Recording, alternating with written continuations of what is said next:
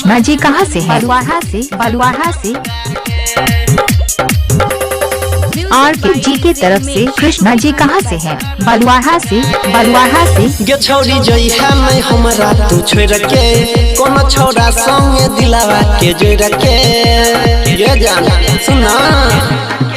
गे छौरी जई है नहीं हमरा तू छोड़ के कोनो छौरा संगे दिलावा के जोड़ के नहीं तो होई जे तो कहियो पंगा गे टिकट हम कन्फर्म करेलो पड़ले बहुत महंगा गे आब छियौ तोरे खातिर दिल्ली से दरभंगा गे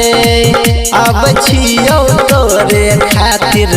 दिल्ली से दरभंगा गे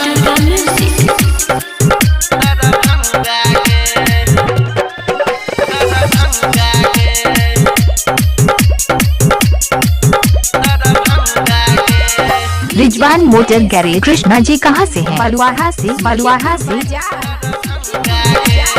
सुन छियो दिन तोहर तकेलो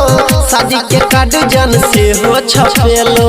शादी के कार्ड जन से हो छपेलो सुन छियो दिन तोहर तकेलो शादी के कार्ड जन से हो छपेलो चाहे करे पड़े हमारा दंगा गे टिकट हम कन्फर्म करेलो पड़ले बहुत महंगा गे तोरे खातिर आबै छियो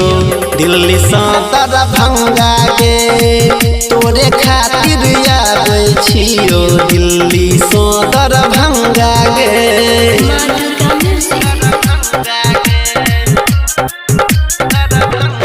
RK जी के तरफ से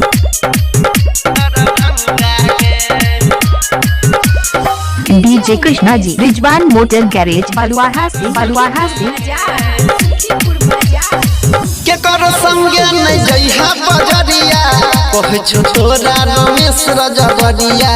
कहै छो तोरा रमेश रजबरिया तोरिया न जानो अनिल के दिल कहो देवेंद्र परवीन सुनील मन को देव सबके चंगा गे टिकट हम कन्फर्म करेलो पड़ले बहुत महंगा गे आब छियौ तोरे खातिर दिल्ली से दरभंगा गे आब छियौ तोरे खातिर दिल्ली से बलुआहा से